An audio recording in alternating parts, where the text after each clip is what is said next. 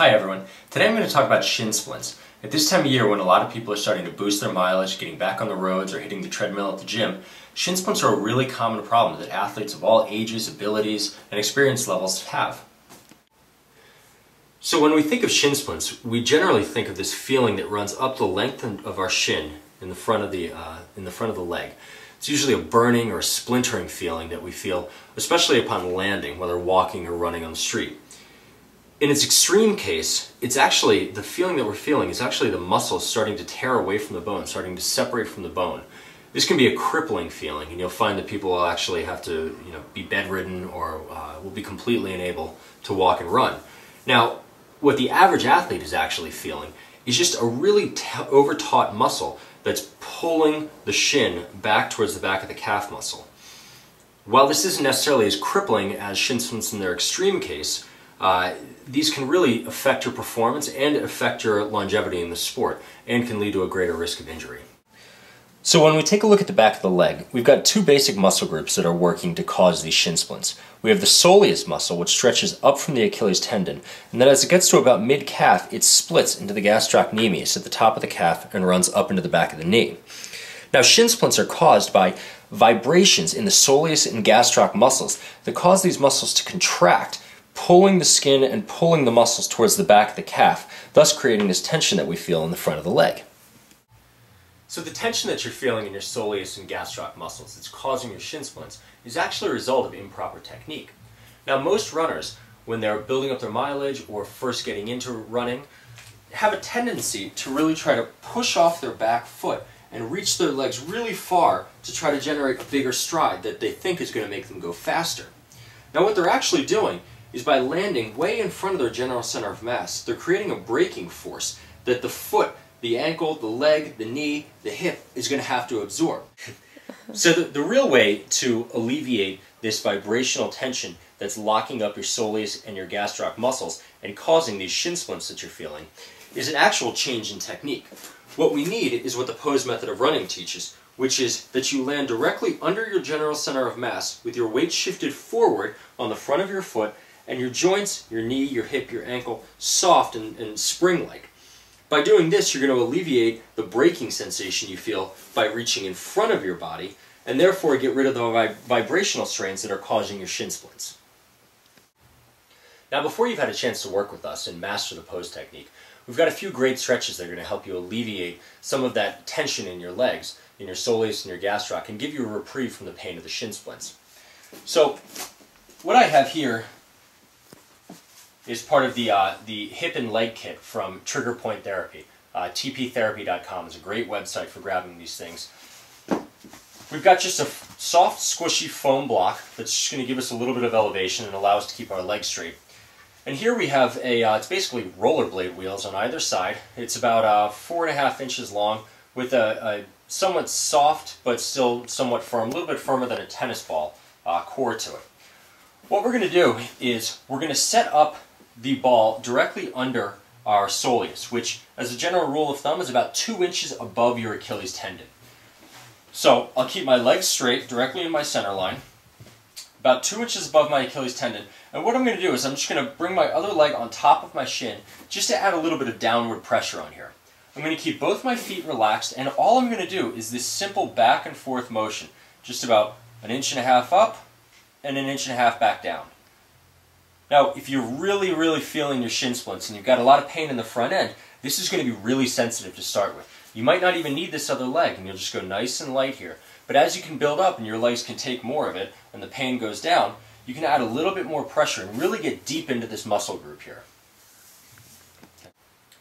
Now, if you don't have a Trigger Point Therapy kit at home or you don't feel like waiting for one to be delivered, there's a couple great tools just lying around your house that you can use to get this, to relieve some of this pain that you're feeling in your shins.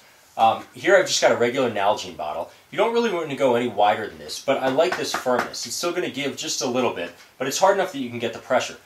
So I'll keep the foam core block, but you can use anything here. You can use a stack of folded up t-shirts or a sweatshirt or a towel, something like that. I'll lay the bottle on top, and I'll go to the same place, about, again, right under my soleus, about 2 inches above my Achilles tendon. Same motion, I'll just roll back and forth, and I'll put that downward pressure on it. So right now I'm in my center line, and I'll do this for it really depends on how much pain I'm feeling, but just maybe about 2 minutes. I'll sit around and watch TV or something like that. Just go back and forth on the leg. After I'm done, I'll stand up, I'll walk around, I'll shake my leg out a little bit, let the blood flow. After that, I'll come back and I'll put my leg into a little bit of external rotation. So now you can see I'm pointing my toes toward you, and I'm on the outside part of my shin. Same motion now. I'll bring the other leg on top for that downward pressure, and I'll roll the outside of the leg. Back and forth, about 2 minutes. Get up, shake it out, and then, you guessed it, I'll come to the inside part.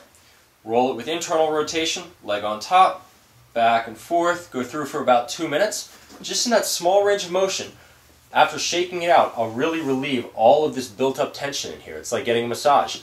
Self-massage is going to release a lot of this tension you feel in the shin. It's going to give you a real break from those shin splints. Now, moving up the leg a little bit, we can also use this trigger point kit on our gastrocs. Again, remember, we've got the soleus that stretches up the leg and then splits into the gastroc just below the knee. So what we can do with this trigger point kit is just set it up in the same kind of motion right below the knee and roll back and forth. Now, in all honesty, I find that a better solution for this is actually just to grab a tennis ball. Same thing, some folded up t-shirts or sweatshirt or foam core block if you have one. Lay the tennis ball on there, lacrosse ball, baseball, whatever you've got lying around the house. A golf ball even works if you've got a really acute pain that you want to dial into. I'll put it directly underneath my gastroc. I'm about 2 inches below the back of the center line of my knee. Bring the leg over, and now you don't need to roll around quite as much. But what I like to do, if you look at my foot here, I'll just flex my foot and point my foot. And the whole time I'm really focusing on relaxing my calf muscle. So just like in a massage, the tennis ball can get deeper and deeper into my leg.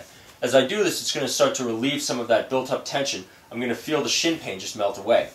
Now, I'll sit here for 5-10 minutes. You're not going to do any damage by doing this. And then after that, I'll start to just roll the leg in small circles and just try to find those little tension points. You're going to find them pretty quickly. Just like with the soleus then, I'll roll to the outside of the leg, let it sink in, then come around in a circle, and then go to the inside of the leg. Let it sink in, roll around in a circle. After I'm done with that, stand up, walk around a little bit. If the pain isn't totally gone, get back down on the ground, do it again. Trigger point therapy stuff, great stuff, but firm water bottle like a Nalgene and a tennis ball are going to work just as well for you.